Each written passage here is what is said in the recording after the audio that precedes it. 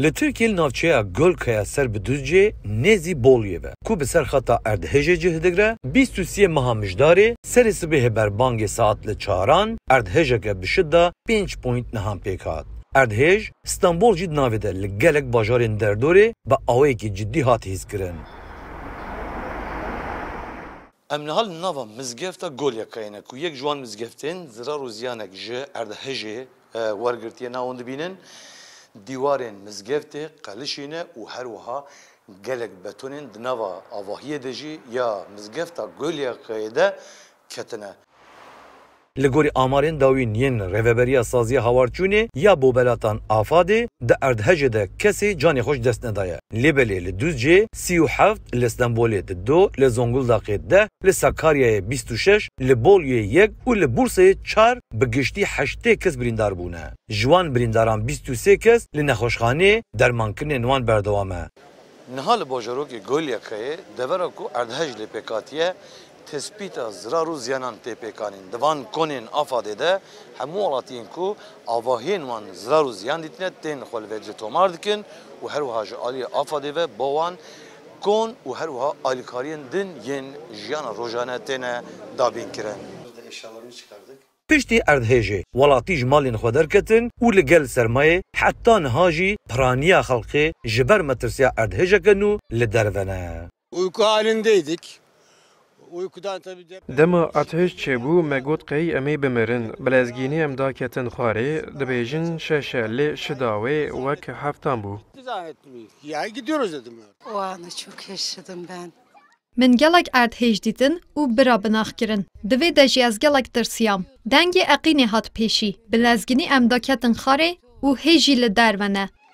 Ben torunumun odasından... Saziya hawarçûnê bobelatan ragihand ku heta dem ji Mêrsisiyan li herêma Erdhejê bi giştî 138 erdhejên dondar pêk hatin û ji van ya herî mezin şidda wê wekî 4.3 hatiye tomar kirin.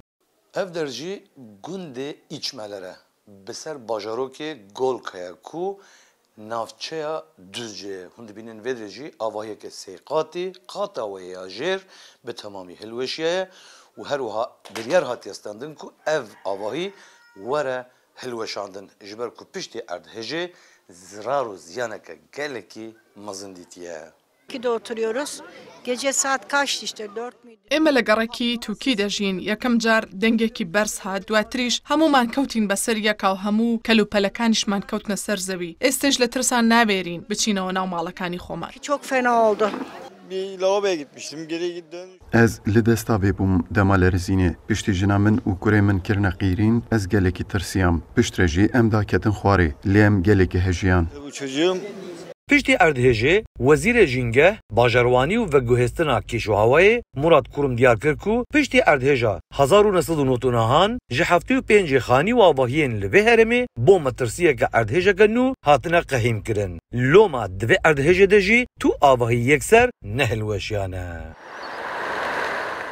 Herî dawên di sala 1999 de tirseke Erdhejê dîsal vî bajarî peyda bûbû li bajarê Düzcê.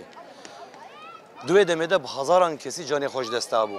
Lêbelê ji ber ku duê demê de gelek avahî hilweşiya bûn û avahiyên vî bajarî ji nû ve hatibûne danîn niha zêde avahiyê neweşiyan lêbelê. Bi hezaran welatiyên li vî bajarî dijîn di gel penaberên ku li vî bajarî ne xwe avêtin qada bajêr û li vê derê di nava konan de li ser Erdê li ser Merşikan li bendeyê agahiyekê ne ku alîkarî ji bo wan bêdayîn. Azad Altun Kurdistan 24 Düzce